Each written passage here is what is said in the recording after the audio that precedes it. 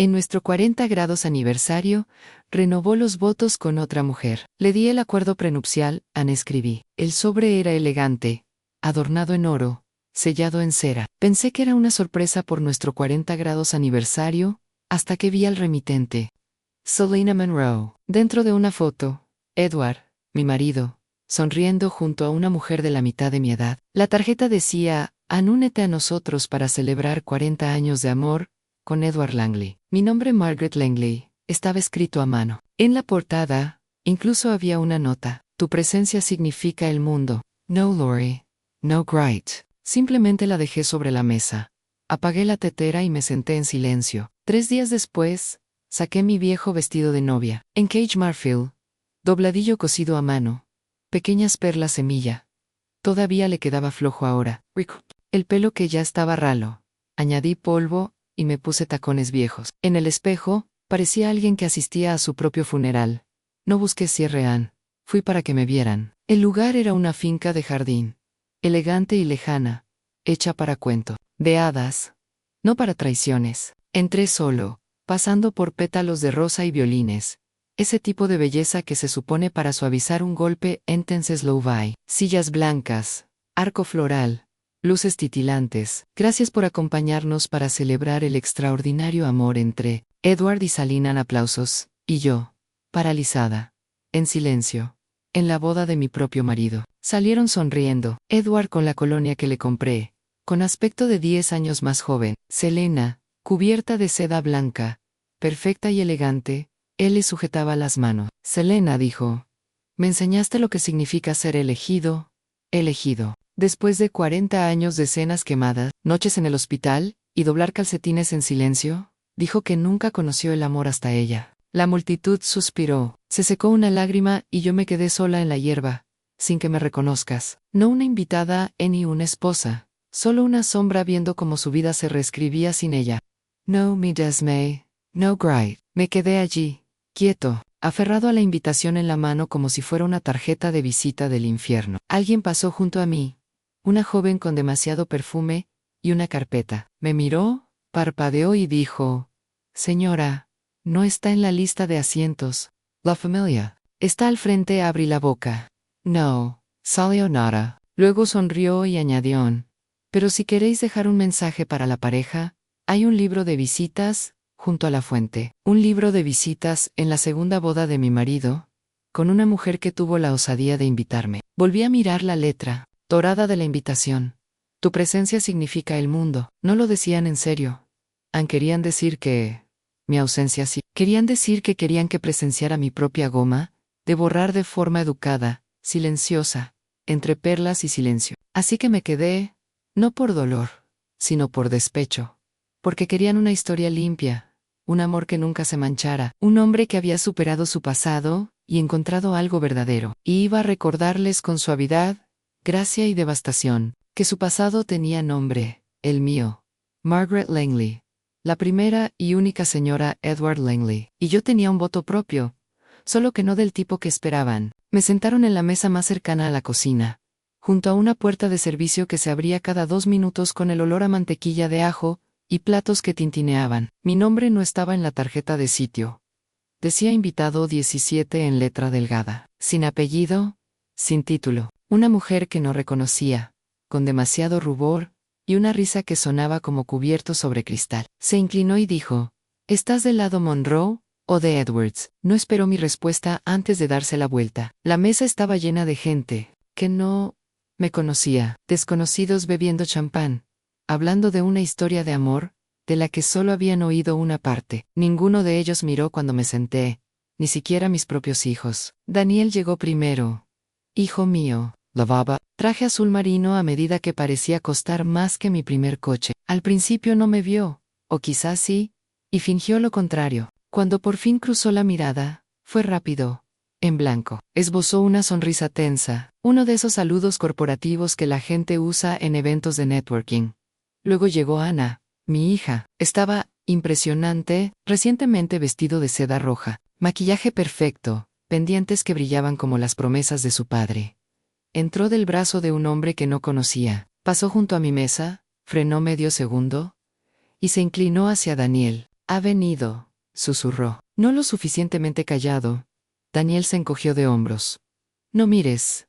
Ann quizá se vaya. Entonces Ana se rió, y luego, en voz baja, como una daga oculta en la seda, murmuró: aparece asquerosa. ¿Por qué aparecería así? Giré la cabeza. Fingí no oír. Miré el centro de mesa. Un ramo de lirios y rosas que me habría encantado hace 20 años. Sentía cómo me temblaban las manos en el regazo. El vestido que llevaba, mi vestido de novia, antes blanco y ahora amarillento en las costuras, de repente parecía un disfraz, como una reliquia que nadie quería recordar. Los había criado, cocinado para ellos. Me quedaba despierto toda la noche cuando tenían fiebre, luchaba contra acosadores, rompía corazones. Me perdí el funeral de mi propia madre, porque Ana tenía apendicitis. Una vez empeñé mi anillo de compromiso para pagar los libros del primer semestre de Daniel, cuando se olvidó de solicitar ayuda. Pero esta noche, yo fui la mancha en su historia. Al frente, la música volvió a subir. El presentador volvió al micrófono, con una sonrisa pulida en el rostro. Y ahora, amigos, sonreía radiante. Llegamos al momento más emotivo de la noche. Edward y Selena. Dos almas que han recorrido el camino de la vida con profundidad y gracia. Están listos para intercambiar símbolos de ese viaje en anillos que simbolizan no solo compromiso, sino redescubrimiento. Podía oír la risa de Edward desde el otro lado del jardín, esa misma risa profunda y carismática que usaba cuando encantaba a alguien nuevo. Antes de intercambiar los anillos, el maestro de ceremonias continuó: nos gustaría invitar a un joven muy especial a unirse a nosotros. El puente entre el pasado y el futuro. El hijo de Selena, Nathan. Hubo aplausos educados, y luego silencio. Cuando un hombre subió al escenario, parecía tener unos 30 años, alto, de hombros anchos, con el pelo grueso y oscuro, igual que Edwards, antes de que se pusiera canoso. Pero su sonrisa, no. Esa sonrisa no pertenecía a Edward. Y esa pertenecía a otra persona por completo. Alguien en quien no había pensado en años. James, el hermano menor de Edward. James había vivido con nosotros casi un año cuando estaba en la universidad, y no podía permitirse el alquiler. Dormía en nuestro sofá, ayudaba con los niños, y fregaba los platos cuando yo cocinaba demasiado. Era encantador, ruidoso, siempre persiguiendo algo. Nunca me gustó cómo me miraba a mí, ni a otras mujeres. No tenía límites. Edward dijo que estaba siendo dramática. Una noche, pillé a Selena escabulléndose por la puerta trasera, mientras James estaba en la ducha. Eso fue hace 29 años. En aquel entonces, solo era una amiga del trabajo. ¡Wow! Ahí estaba, recibiendo un anillo de un hombre que se parecía exactamente a James en su juventud. Sentí que el estómago se me retorcía, una lenta y profunda nuca de náuseas que se extendía desde la base de la columna hasta el borde de la garganta. Kina tomó el anillo y besó a su hijo en la mejilla. Edward sonrió a su lado, sin saber nada o fingiendo estarlo. Quizá nunca había hecho las cuentas, o quizá no le importaba. Nathan se quedó allí, orgulloso. No me reconoció. No me miró. ¿Por qué iba a hacerlo? Yo solo fui la mujer que crió a la verdadera familia mientras Edward empezó una nueva a mis espaldas. Luego, vino el golpe final. Edward se volvió hacia Selena. Le cogió las manos y habló por el micrófono. Selena, durante años bajé, perdido en la rutina, en el deber, en lo que se esperaba de mí. No sabía lo que me estaba perdiendo hasta que llegaste, tú. Mi desperate taste. Me hiciste sentir visto, vivo, como si volviera a importar a la multitud. Suspiró. Selena se limpió la mejilla de forma dramática. Eres mi alma gemela, mi verdadera compañera, la que no solo estuvo a mi lado, sino que me inspiró a convertirme en quien siempre estuve destinado a ser. El maestro asintió solemnemente, un hermoso tributo al amor verdadero encontrado. Meyer. A Edward, al hombre que solía quedarse dormido con la cabeza en mi regazo, tras largas jornadas, el hombre al que cuidé durante la neumonía, los despidos, la bancarrota, el hombre que solía susurrar a no me dejes, Maggie. Estaría perdido sin ti, y ahora yo era el mapa que había quemado para poder explorar en otro lugar. Me levanté despacio. Nadie se dio cuenta. Pasé junto a las mesas, junto a las copas de champán, en las bandejas de postres, junto a las luces titilantes y las mentiras cuidadosamente ensayadas. Al llegar a la salida, me detuve el tiempo justo para mirar atrás. Edward y Selena bailaban. Ahora, balanceándose bajo luces de hadas, atrapados en una pose que parecía permanente. Pero yo sabía mejor, porque sabía dónde estaban enterradas las grietas. Y aún tenía el plano original. Pensaban que esto era el principio, pero solo era el segundo acto. Y yo ya no era un extra en su obra. No siempre fui así. Hubo un tiempo, no es tanto, aunque ahora parece otra vida, en el que las miradas se giraban al entrar en una habitación, cuando la gente se inclinaba para escuchar lo que tenía que decir. Cuando mi risa era ligera, mi postura orgullosa, y mi pelo captaba el sol justo a la perfección. Era el tipo de belleza que no necesitaba explicación, no llamativo, no ruidoso, solo presente, vivo sin disculpas. Tenía 21 años cuando conocí a Edward. Tenía 26 años, ya en su segundo coche de empresa, y su primer desamor.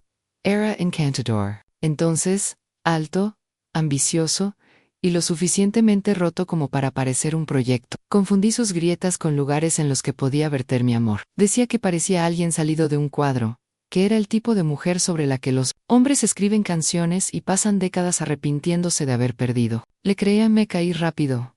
Yo también pensaba que él lo sabía. Nos casamos en primavera. Llevaba el vestido de encaje marfil, que mi madre ayudaba a coser. Llevaba los gemelos de su difunto padre, y sonreía como un hombre que ha ganado algo valioso. No me di cuenta de que siempre miraba a su alrededor, cuando las camareras guapas pasaban junto a nuestra mesa. No me di cuenta de que nunca recordaba mi flor favorita, ni el nombre de mi hermana. Pensaba que el matrimonio solucionaría esas cosas, que el amor sería suficiente. Compramos una casa, modesta y luminosa, con un jardín en la entrada. Me quedé embarazada 6 meses después de la luna de miel. Daniel nació primero, luego Ana 2 años después. Tenía terminar mi carrera en filología inglesa, convertirme en profesor. Quizá publicar esa colección de poemas que garabateé en la universidad, pero luego la guardería era demasiado cara. Entonces Edward perdió su trabajo por primera vez. Luego, Daniel se puso enfermo, y necesitó cuidados las 24 horas durante 3 meses. Y de repente, ya no era una mujer con sueños. Fui madre, luego fui ama de casa, luego fui ruido de fondo. Me decía a mí misma que estaba bien, que estaba haciendo algo noble, que mi sacrificio significaba algo. Pero los sacrificios, he aprendido que solo cuentan cuando alguien los recuerda. Cuando Ana cumplió 5 años, Edward ya había empezado a quedarse fuera hasta tarde en reuniones. Decía, networking, bebidas de clientes. Yo me quedaría esperando. A veces me quedaba dormido en el sofá, con el cuello rígido y el corazón lleno de esperanza. Una noche, llegó a casa a las 3:17 de la madrugada, oliendo a jabón de hotel y al perfume de otra persona. No dije nada. Quise gritar, pero Ana tenía una excursión a la mañana siguiente, y Daniel tenía su primer recital de piano. Así que preparé el desayuno. Sonreí. Así que doblé su camisa al día siguiente, aunque me temblaban las manos. Cuando Daniel tenía 10 años, encontré la primera prueba real, un recibo de 2 en un restaurante al que nunca había ido en nuestro aniversario. Le enfrenté en silencio en nuestro dormitorio, después de que los niños se durmieran. Me miró a los ojos y dijo, no estropees esto, por algo pequeño. Y no lo hice, porque tenía hijos que querían a su padre, porque todavía creía que podría volver a mí, porque en el fondo, pensaba que así era el amor, paciente, persistente, unilateral. Los años se difuminaron. Un día me desperté, y no reconocí a la mujer en el espejo. Mi cabello, antes tan brillante, estaba mechizado con canas y recogido en un moño permanente. Mis manos, antes suaves y manchadas de tinta por los poemas, estaban rojas por el agua de los platos y agrietadas por los inviernos sin guantes. Mi postura estaba curvada no por la edad, sino por años de inclinarme para limpiar, para consolar, para cargar. Parecía cansado incluso cuando dormía. Parecía callado incluso cuando hablaba. Me veía invisible, incluso para mí mismo. Pero Daniel siempre tenía ropa limpia, y Ana nunca se perdió una fiesta de cumpleaños. Y Edward siempre tenía la cena caliente en la mesa, incluso cuando llegaba a casa 2 horas tarde. A eso lo llamé amor. Recuerdo el día que Ana me dijo, "Q era vergonzoso". Tenía 15 años. Estábamos en el centro comercial, y llevaba uno de los jerseys viejos de Edward sobre mi vestido, porque el aire acondicionado estaba demasiado frío. Había intentado arreglarme el pelo en el retrovisor del coche, pero no tuve tiempo de remaquillarme. Me miró, luego miró a su alrededor y susurró: ¿Puedes caminar detrás de mí? No dije nada, solo asentí. Esa noche, me fui a la cama temprano. Edward entró pasada la medianoche, borracho y riendo por el móvil. Miré al techo y pensé: así es como desaparecen las mujeres en No Todos de golpe. Solo un insulto, un silencio, un abrazo perdido a la vez. Anti-Zero Radiant. Pero la luz no puede brillar para siempre cuando nadie la mira. Dicen que me dejé llevar pero no lo solté. Me empujaron a... Estaba agotado. Me usaban niños que solo recordaban a la madre que preparaba almuerzos, no a la mujer que amaba los libros, la caracha y el pintalabios rojo, por un marido que solo me veía como alguien en quien apoyarse, hasta que encontró algo más joven, más brillante, más fácil. Cada arruga de mi cara tiene un nombre, cada caída en mi piel es un precio que pagué. Y sin embargo, cuando me vieron en esa boda con ese vestido viejo y la espalda un poco curvada y los zapatos un poco rayados, vieron vergüenza. No vieron la guerra que yo había librado. No vieron la fortaleza en la que yo había estado. No vieron que había ardido tan fuerte por ellos, que apenas quedaba nada de mí hasta ahora. Porque ahora estoy cansado de ser un fantasma en mi propia vida. Ahora recuerdo quién era. Y si creen que he terminado, entonces se han olvidado de quién construyó la casa en la que están. ¿Y qué pasa cuando la mujer que sentó los cimientos decide que ya no está más callada? Me fui de la fiesta antes de que sirvieran la tarta. Nadie me detuvo, ni Edward, ni Selena, ni siquiera mis hijos. Pasé junto al aparcacoches que no me reconoció de antes. Le hice un gesto para que no lo hiciera, y encontré mis propias llaves en el bolso. El trayecto a casa fue tranquilo, sin música, sin lágrimas, solo el sonido de la goma sobre el asfalto y el sordo latido de mi corazón contra mis costillas. No estaba triste, estaba firme como un péndulo, que por fin había dejado de balancearse. Cuando llegué a casa, no. Me quité el vestido, no me quité el polvo de las mejillas, ni desaté el moño del pelo. Fui directamente al dormitorio, y me arrodillé frente a la vieja cómoda de nogal. El segundo cajón se quedó atascado como siempre. Me lo di un golpe con la cadera. Se abrió con un crujido. Debajo de las sábanas dobladas y una caja de tarjetas de Navidad caducadas, estaba la pequeña llave negra. No lo había tocado en casi 4 décadas. Me levanté, fui al armario, quité los abrigos, y metí la mano detrás de la caja de costura. Allí, detrás de una pila de declaraciones de impuestos y certificados de nacimiento, estaba la caja fuerte e ignífuga. Lotus, las bisagras crujeron. Ali estaba, tal y como recordaba, una carpeta manila, con una sola etiqueta escrita de mi puño y letra. Borador, 1985, lo había escrito el año en que nació Hannah N. Edward. Acababa de montar su segundo negocio, y yo seguía trabajando a tiempo parcial como asistente legal. Le pedí a uno de los abogados en los que confiaba que me explicara el lenguaje por si acaso. Se lo dije, por si algún día las cosas no funcionaban. Sonrió amablemente, quizá incluso con lástima. Nadie pensó que lo necesitaría. Se lo mostré a Edward, porque tenía miedo. Temía que lo viera como una traición, como una falta de fe, como una amenaza. Tenía miedo de que se marchara. Acababa de tener un bebé. No quería empezar de nuevo. No quería perderlo.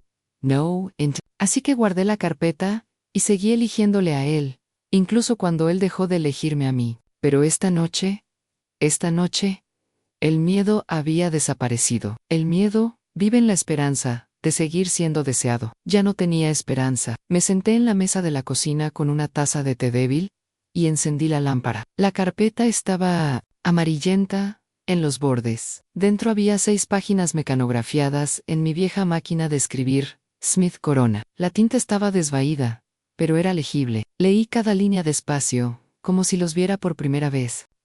En caso de disolución del matrimonio, todos los bienes adquiridos conjuntamente se dividirán equitativamente. Pero la residencia principal, si se adquirió antes del matrimonio, o se mantuvo únicamente por una de las partes, volverá a esa persona.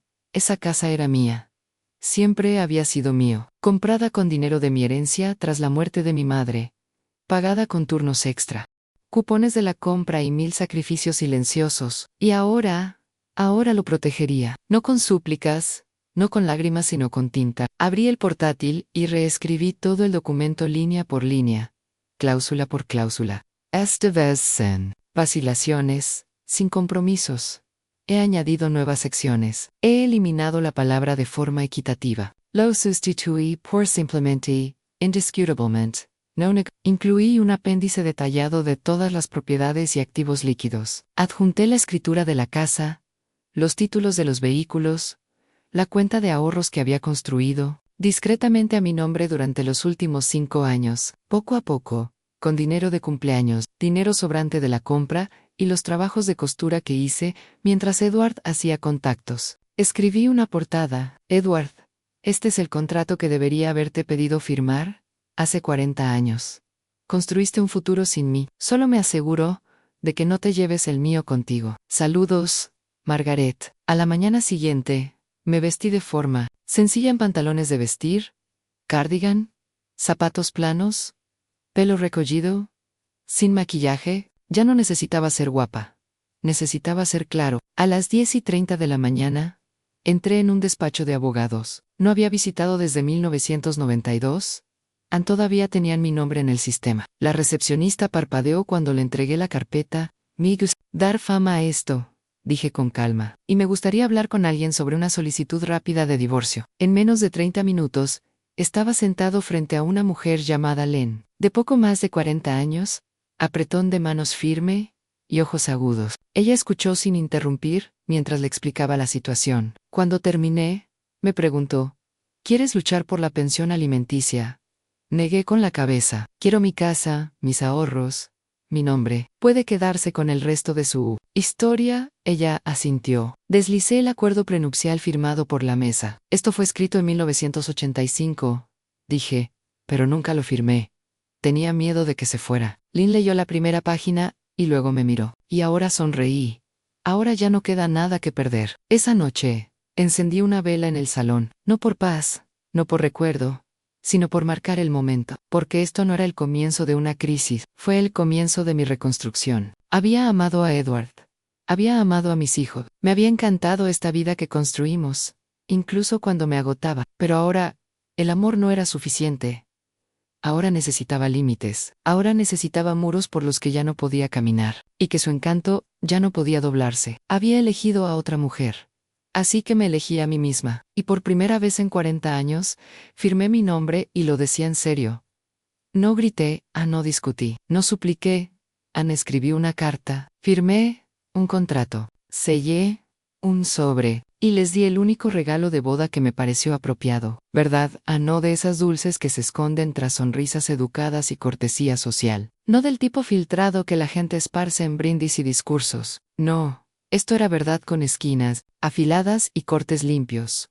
Verdad con peso legal, una verdad que no podían tirar por la borda. 3 días después de la ceremonia, después de que se recogieran las copas de champán, después de que se publicara la última foto filtrada con hashtags, como Forever Vegans, y finalmente te encontrara, organizaron una cena privada en un bistro, francés, local. Solo fue por invitación, que por supuesto recibí. Esta vino del propio Eduardo, escrita a mano con pluma plateada. Sen Rencors. Maggie, me encantaría que vieras que lo hacemos con amor y respeto. Amor y respeto. Usaba esas palabras como monedas viejas, desgastadas por el uso excesivo, inútiles en la vida real. Aún así, confirmé asistencia.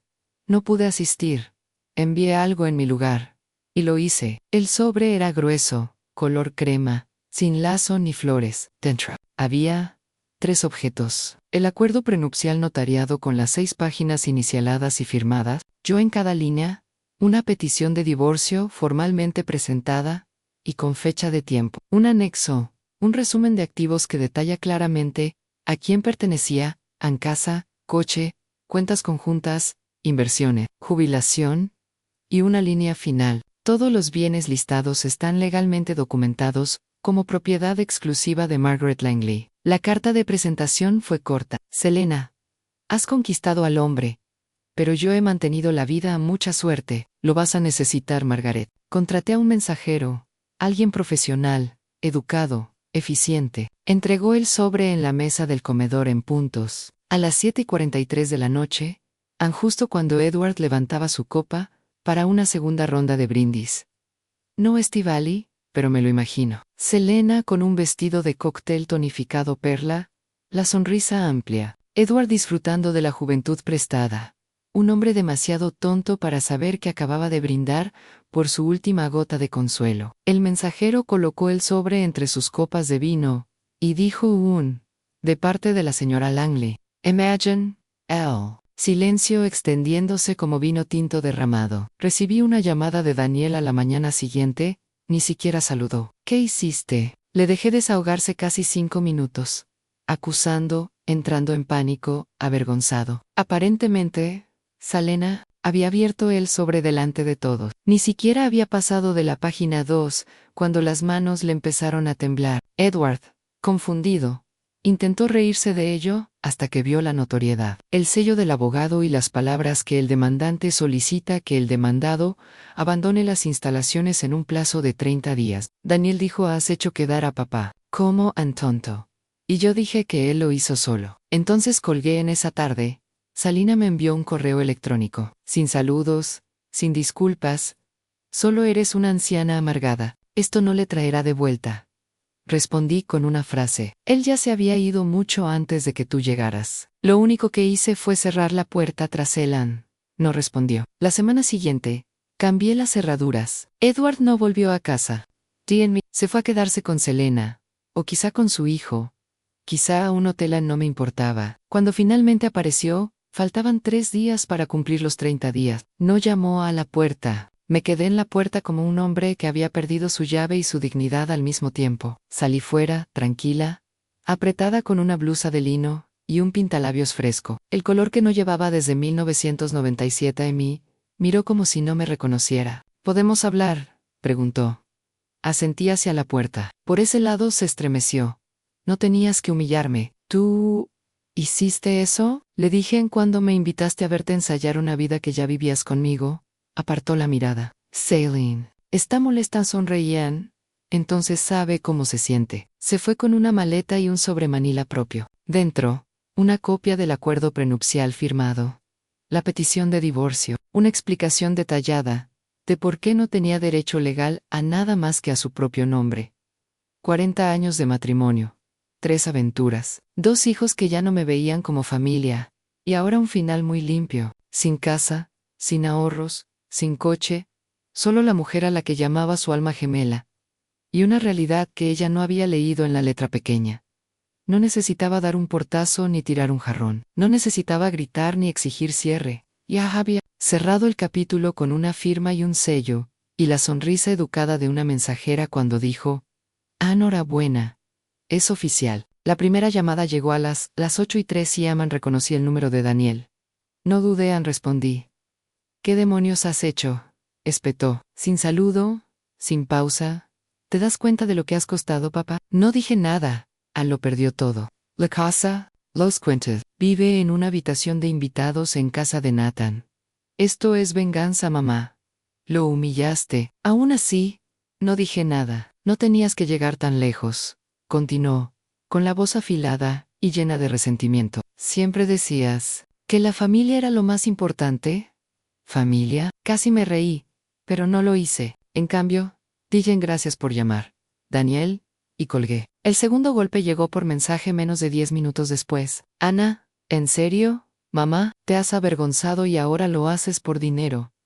Ya ni siquiera sé quién eres. Luego, siempre has sido tan dramática. Quizá ahora que papá ha seguido adelante, tú también deberías hacerlo. Y luego, la que más tiempo duró. No soportas ver a otra persona feliz, ¿verdad? Me quedé mirando la pantalla durante mucho tiempo. No se menciona la boda. No se mencionó a la mujer que su padre exhibió delante de mí. Ningún reconocimiento de los años que sangré por ellos en silencio. Solo desprecio. No estaban enfadados porque me habían borrado. Estaban enfadados porque no me fui en silencio. Me dirigí al archivador en la esquina de mi dormitorio. El cajón se quedó atascado al principio. Siempre lo hacía. Low tier con fuerza. El metal raspando fuerte contra sí mismo. Saqué un sobre marrón. Dentro de mi testamento, redactado hace 10 años, actualizado 3 veces, Daniel y Ana figuraban como co-beneficiarios.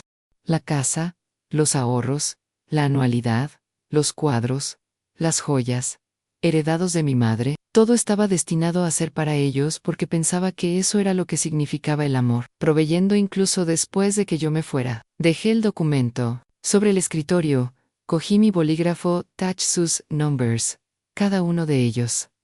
La nueva versión era más corta y limpia. La casa iba a un refugio local para mujeres que huían de la violencia doméstica.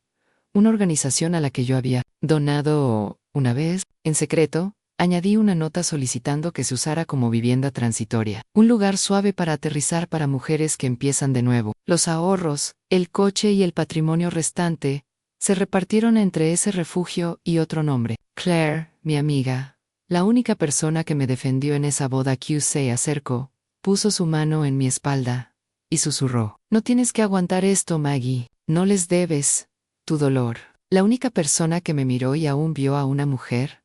No un rollo, ni una reliquia, no juzgó mi vestido ni mi silencio. Me ofreció llevarme a casa. Volvió al día siguiente con flores, tarta y una pila de álbumes. De fotos antiguos. Ann dijo que al final nos reíamos. No me debía nada, pero me dio todo lo que mis propios hijos se negaron a dar.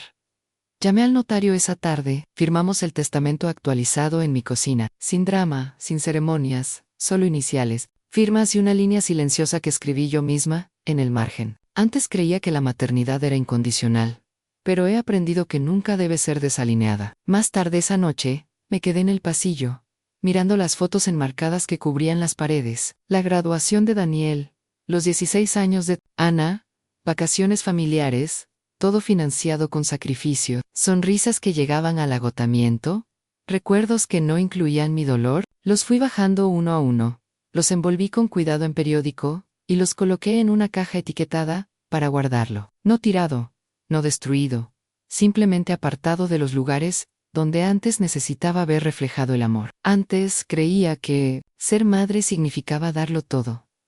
Pero ahora veo la verdad. Puedes darlo todo y seguir siendo prescindible. Y si podían llamarme egoísta, por elegirme finalmente a mí misma, que así fuera, porque la verdad es sencilla.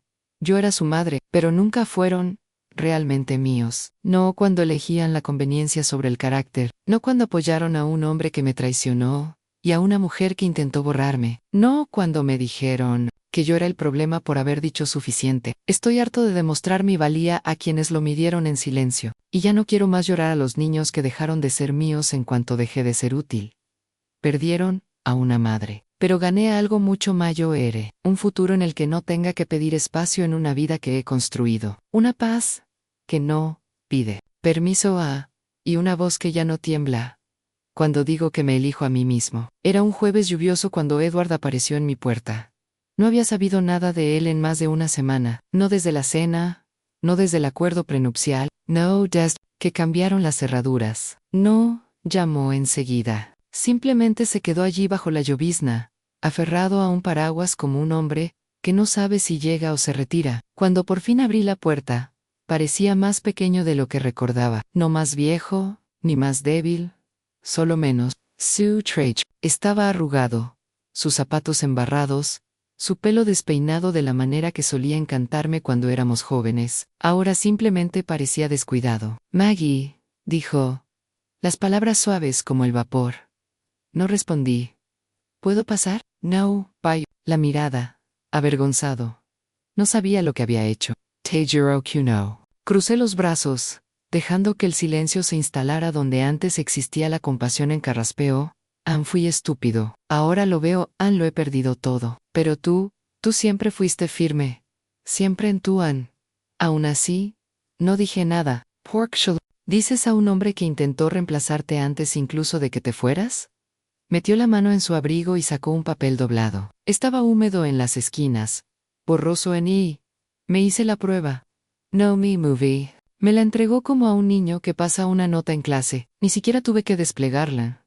Sabía lo que decía. 2 semanas antes, había llegado una carta a la oficina de mi abogado anónimo. Dentro había 2 objetos, una propina y un cabello. El pelo de Nathan en la nota era corta.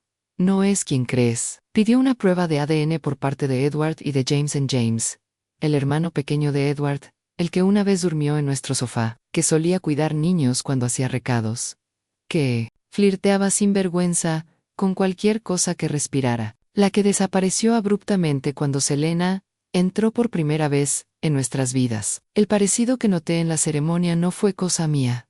Era la memoria gritando por ser reconocida. Le había pasado las pruebas a Lynn, mi abogada. Ella se encargó del resto. Los resultados fueron concluyentes. Nathan no era hijo de Edward, era de Jameson, el hijo de Selena. Nunca había sido el legado de Edward. Había sido el error de James o la estrategia de Selena. O ambos. Edward se movió en el porche. La lluvia había empapado su abrigo, goteando por los bordes de sus mangas. No lo sabía, susurró de nuevo. No sabía que había estado con James. No. Alcé la mirada lentamente deliberadamente. Hasta encontrarme con los suyos, se estremeció. Por una vez, no tenía las manos. No con encanto, Anne. No con nostalgia, no con historia compartida, Andy. Un paso adelante. ¿Recuerdas la noche en que encontré el recibo? Pregunté. Con voz baja parpadeó. Cherich, el de 1994, en 2 entradas, champán, una habitación de hotel. Dijiste que era para un cliente. Su rostro se contrajo. Eso era negocio, no. He dicho más agudo ahora en. Esa era Selena. Abrió la boca. La cerró. La abrió de nuevo. Seguí adelante. Empezaste algo con ella hace casi 30 años. Dejaste migajas por todas partes. Pero me quedé por los niños, por la casa, por la versión de ti que creía que aún existía, negó con la cabeza. No fue así. Siempre lo era mía party YG. La prueba de ADN suavemente sobre la mesita auxiliar justo dentro de la puerta. Me reemplazaste mientras aún respiraba. Dije. Y luego intentaste pasear mi cadáver ante la multitud, como si hubiera muerto en silencio, y con gracia no dijo nada. Solo la lluvia llenaba el silencio ahora. Y ahora, añadí, ¿sabes cómo se siente? Frunció el ceño. Para ser reemplazado dije, mirar a alguien y darse cuenta de que nunca importaste tanto como pensabas. Anne retrocedió tambaleándose como si le hubiera golpeado. Maggie, por favor. No levanté la voz. No, Heish, falta. Esto no es perdón. Dije, en esto no es un cierre. Esto es claridad. Dejo que las siguientes palabras caigan poco a poco, una a una. Te amé más de lo que merecías, y me enterré por tu consuelo. Pero no soy tu viuda. Anne, soy tu lección. Say few. Sin decir una palabra más, ni siquiera cogió el paraguas. Simplemente caminaba hacia la tormenta, hombros encorvados. Un hombre deshecho, no por la Yare, sino por ser visto por primera vez. Esa noche, encendí una sola vela en la cocina, no para él, para mí. No por dolor, ni por sobrevivir, ni por lo perdido, sino por lo que yo misma me había negado a perder más. Serví una copa de vino. Me senté junto a la ventana, y observé cómo la lluvia se llevaba lo que quedaba del hombre, al que una vez llamé hogar. Porque ahora, no necesitaba su nombre, había recuperado el mío. Y ese fue el voto final. El divorcio se finalizó. Un martes, por la mañana. Tardó poco menos de 7 minutos. El juez apenas levantó la vista de los papeles. Edward no apareció. En su abogado se encargó de todo en su nombre. No hubo discusiones, ni súplicas finales, ni intentos de reconciliación. Solo firmas, iniciales y silencio. Ese tipo de silencio, que no se siente vacío sino completo. Salí del juzgado con el decreto en la mano, y la luz del sol calentando mis hombros. El aire se sentía más claro que en años, como si alguien por fin hubiera abierto una ventana en una casa que llevaba. Fuera, Claire esperaba en su pequeño hatchback azul, con el motor encendido y las gafas de sol en la cabeza como una corona que nunca se había molestado en pulir. Bajó la ventanilla y sonrió. Entonces, hemos terminado oficialmente con ese cabrón. Levanté el documento como si fuera un trofeo gratis y legalmente fabuloso. Gritó de alegría, y se inclinó sobre el asiento del copiloto, para empujar la puerta. Entonces tenemos billetes de avión. Y no hay toque de queda.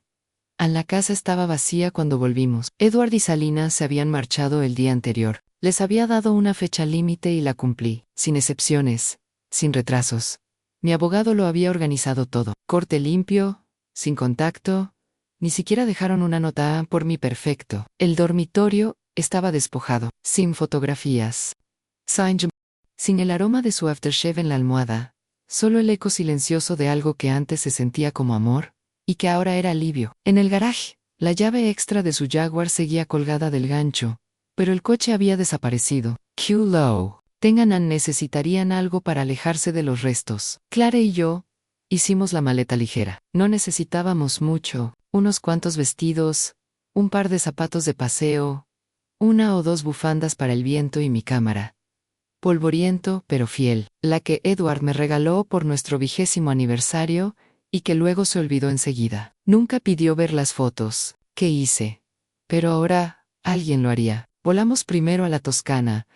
Alquilamos una pequeña villa en el borde de un viñedo. Cada mañana tomábamos capuchinos en una terraza, con vistas a los olivos. Cada tarde paseábamos por calles adoquinadas. Y comprábamos cosas que no necesitábamos. Postales, cuencos pintados, botellas de perfume que abrimos solo para inhalar como si fueran recuerdos. Por la noche, bebíamos vino de verdad, de esos que te ponen rojos los dientes y el corazón blando. Clare brindaba por algo nuevo cada vez, a la libertad, a los buenos zapatos, a la música antigua, a los nuevos comienzos. Y yo levantaría mi copa, no porque necesitara celebrarlo, sino porque por primera vez, en décadas, tenía algo que brindar, que no era el logro de otra persona. Bailamos en Barcelona, escribimos poemas en París, nos pusimos bufandas a juego en Marrakech, y nos reímos sin aliento, regateando por candelabros que no necesitábamos. En Japón, un desconocido nos hizo una foto bajo flores de cerezo. Cuando miré la foto más tarde, casi no me reconocí. La mujer en el marco estaba erguida, con los hombros hacia atrás, el pelo alborotado por el viento, ojos abiertos, no de miedo, sino de asombro por la maravilla de seguir allí. No hablábamos mucho de Edward. A veces su nombre salía cuando pasábamos por un restaurante con el que soñaba probar, o cuando veía un traje que parecía uno que le planché antes de una entrevista de trabajo, o cuando sonaba una canción que tarareaba cuando aún era mío, pero sobre todo simplemente se había ido. No, un fantasma. Ni siquiera una cicatriz solo, y eso de alguna manera era más pacífico que el dolor. Una noche en Grecia, después de demasiadas copas de tinto, Claire me miró al otro lado de la mesa iluminada por velas, y dijo, ¿sabes? Siempre te he admirado. Alcé una ceja. ¿Por qué? ¿Te quedas demasiado tiempo? ¿Por dar demasiado? Negó con la cabeza. ¿Por sobrevivir sin amargarte? Lo pensé un momento en deja que el peso de ello se asiente. No sobreviví porque fuera fuerte. Dije, sobreviví porque estaba demasiado cansado para seguir muriendo despacio. Entonces, me reí. Entonces, los dos lo hicimos, porque era verdad. Al final del tercer mes, tenía más sellos en mi pasaporte de los que jamás imaginé. Más pecas, más risas, más aliento. Me miré al espejo y ya no buscaba juventud. Busqué regalos y los encontré por todas partes. Cuando llegué a casa, la casa estaba tal como la había dejado, pero no parecía el mismo sitio. Sentía que era mío. Cada pared había sido limpiada de su presencia. Cada habitación respiraba de forma diferente. El silencio no era pesado. Era honesto. Desempacé despacio, colgué los vestidos, imprimí algunas fotos y las pegué en la nevera. No enmarcado, no perfecto, simplemente ahí, simplemente real. Y luego me serví una taza de té, salí al porche, y vi cómo el sol se derretía. En el horizonte, no me sentí victorioso. No me sentí reivindicado, simplemente me sentía libre. A la mañana siguiente, llegó una carta de Daniel, sin disculpas, solo una línea que decían todavía no entiendo por qué tuviste que arruinarlo todo. Double, el papel una vez, luego otra vez, y lo tiré a la papelera de reciclaje. Porque aquí está la verdad, no he estropeado nada, simplemente dejé de fingir. Antes pensaba que lo peor que podía hacer una mujer era olvidarse. Ahora sé que es peor olvidarse de uno mismo. Y lo había hecho durante tanto tiempo, pero ahora recordaba lo que amaba, lo que quería, lo que merecía, y nunca habían sido restos del bolsillo de un hombre, ni elogios de un niño, que solo llamaba cuando necesitaba algo. Había sido esto, un asiento en mi propia mesa, una historia que no tenía que susurrar, un nombre que no necesitaba que nadie pronunciara para mí. No he ganado, simplemente dejé de perder. Eso era suficiente. La traición nunca es silenciosa, se queda en hombres perdidos, miradas olvidadas, silas vacías. Pero la mujer a la que apartaron, guardó el final. Pensaban que mi silencio significaba rendición, significaba que estaba observando, esperando. Y cuando finalmente hablé, no fue venganza. Era lover, firmado, entregado, sin pedir disculpas. Si alguna vez te han borrado, pasado por alto o usado, suscríbete a Grandma True Stories, porque los callados nunca nos vamos realmente, solo nos estamos preparando.